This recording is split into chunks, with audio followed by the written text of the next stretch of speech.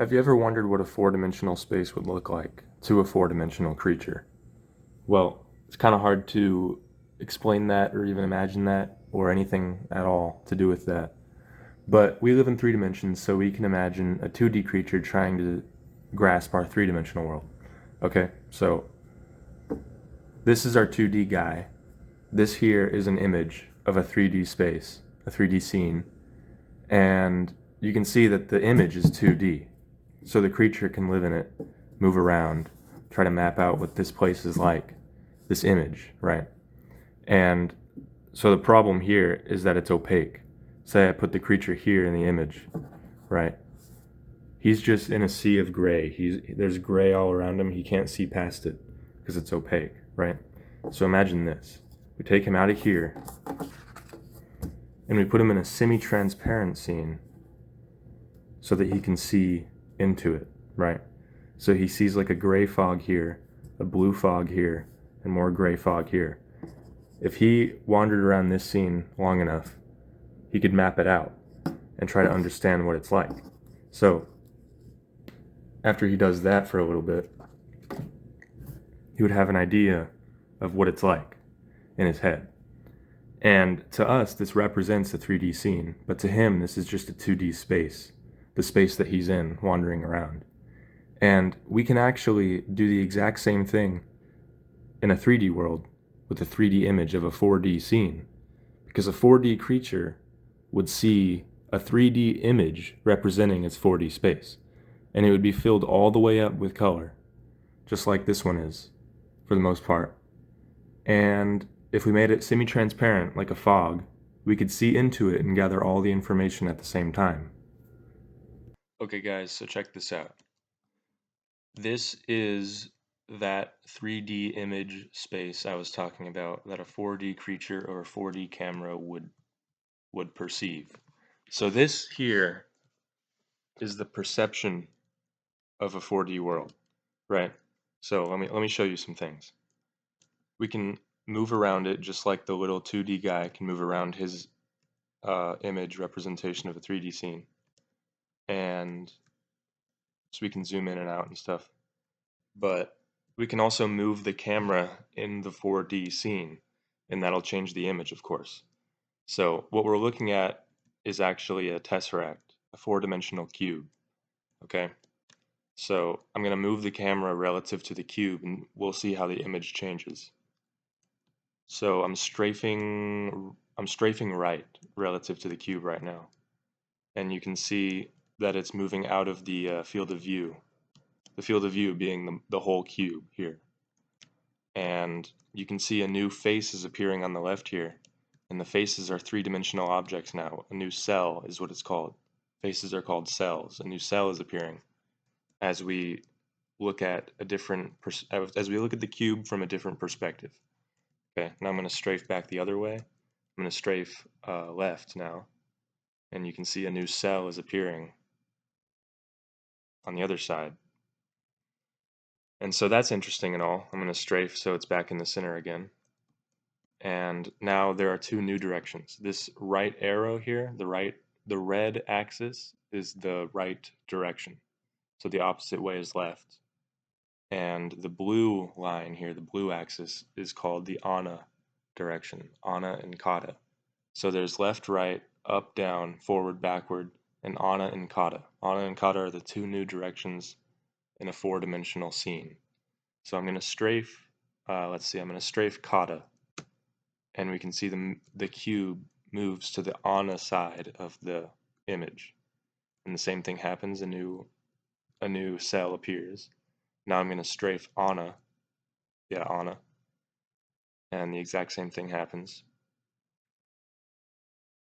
And so let me move it back to the center, or let me walk back to the same place I started in, is what I'm really doing.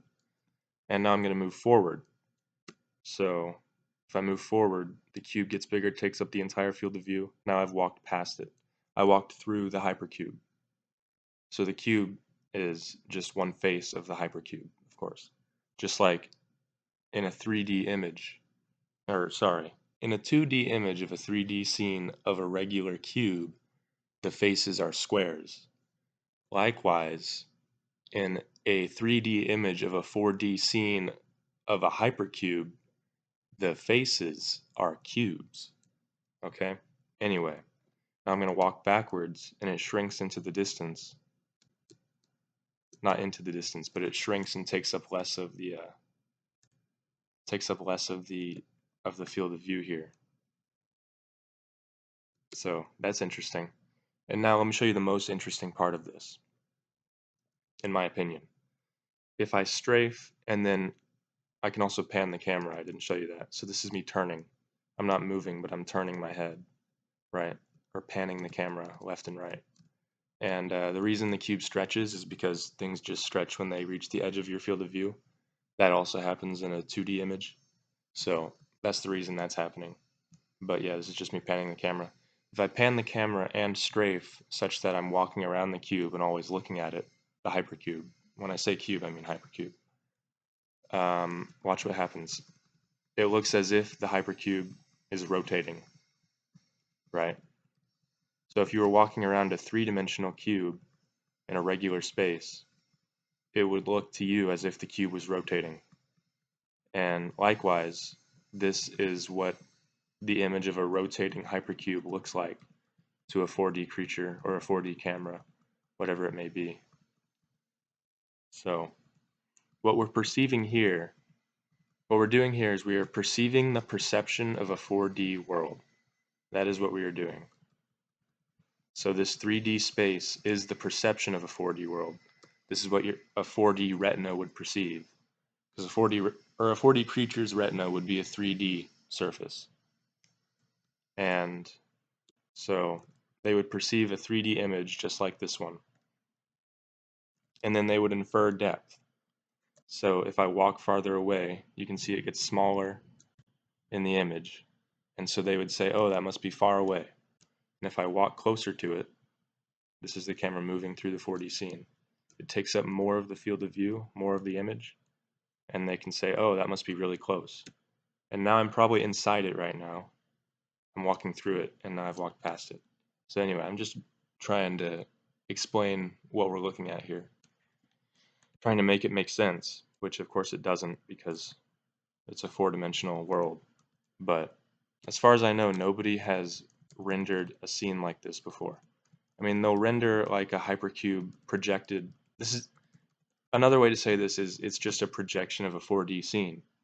But that misses something because usually when people project a 4D scene, they leave out almost all the information. I've made it transparent here so you can keep all the information. But when people project a 4D hypercube into a 3D space, they usually just connect the vertices to each other with lines, and then they leave all the 3D information out of it, which is, it does not represent the entirety of what a 4D world or a 4D creature would see. So that's what I think is really interesting here. And I'm just really mesmerized by this 4D renderer. And let me show you something here. When you walk around it, you can see this is a new face or a new cell now. If I keep doing that, you can see it's darker, right? And this side is also darker, this face, this cell, side face, cell, whatever. So I've walked around it. It's not evenly lit. Some faces, some cells are darker than others. And so that's why this one is like a dark gray and other cells were whiter. But yeah, let me walk back around. It's getting lighter. And then this must be the best lit face. Must be, because it's all white and stuff. So yeah, the green axis still represents up, the red axis represents right, the blue axis represents another direction we don't have, which we call Ana. So yeah, it's pretty cool. I'm trying to make sure I didn't miss anything. This was supposed to be a short, like it was supposed to be a YouTube short, but it ended up being like a 10-minute video because I just have a lot to say about it. But I think that's all. Okay, well, maybe I'll make a longer video on this, even longer than this one. explaining more details, I intend to extend this engine here, this 4D renderer. Maybe make a simple game out of it. I don't know, but I think it's really, really cool.